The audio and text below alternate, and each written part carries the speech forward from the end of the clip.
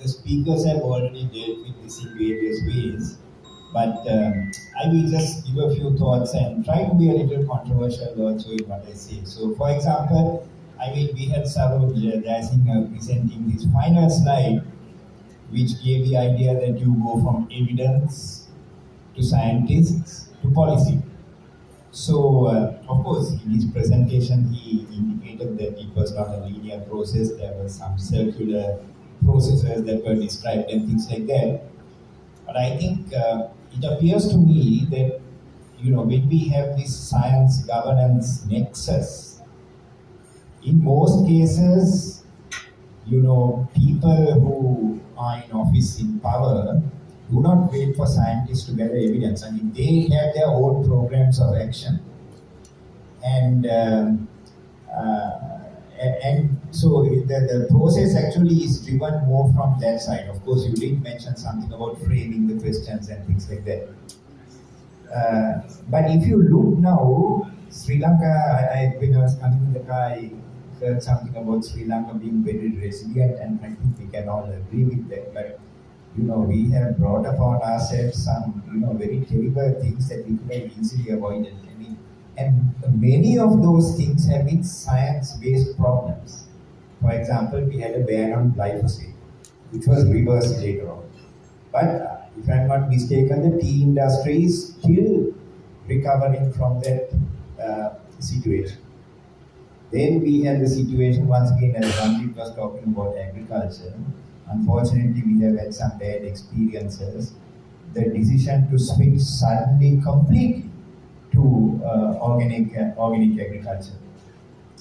And once again, the impact that has had. Then COVID, we have done quite well, but I think there were some difficult decisions about barriers, and in that process, I think we alienated a significant part of Sri Lanka's population and community in this country. So the thing is, and then of course the economic crisis. The economic crisis, actually the Academy of Sciences, economics is also part of one of our sciences, so that comes under the social sciences.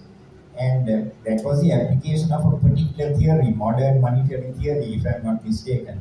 And whether that can be applied in a developing country context or not. So it was also a science-based problem. Now the thing is, in all of these situations, it's not as if the government is acting on one side and the scientists are against. No, it's not like that. It's not so simple. Of course, there were various letters to the newspaper and things like that in all of these situations, giving science-based alternative arguments. But the people who took these decisions, the people in governance, they had scientists who were backing the kind of actions that they took as well. So I think that point was highlighted maybe by Saroj, I think Saroj and even Ajit, that scientists will not always agree. Scientists will not always agree. So this highlights actually the need for this kind of institutionalization. Because one problem is the fact that, even though the evidence is the best possible scientifically, that is not the only consideration that those in governance need to look at. There are various other considerations like of equity, of political correctness, and all of those things. Separately, scientists themselves will disagree on issues. So when we talk about evidence to policy, that evidence may be conflicting, that evidence may be interpreted in different ways. So what I am trying to say, and I think I am reflecting in a sense what the academy is trying to do also, is that we need some kind of institutionalization to deal with all this diversity.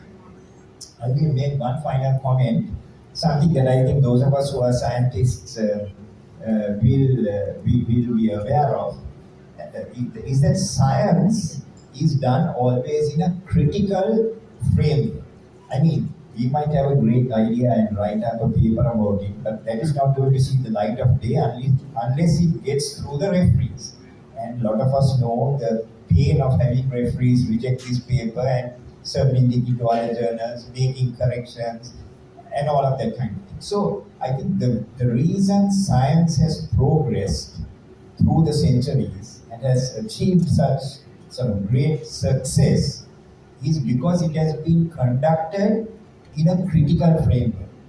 I think this is something, the spirit of being critical is something that I think maybe we can try to encourage policymakers and those in governance also to adopt. That just because you have a scientist who tells you something that is palatable to you, I think it's good once again through this institutionalized framework to seek out views of scientists who may be having other ideas and to come to some kind of synthesis about it. So basically what I was trying to say is we need some kind of institutionalization of science. Thank you.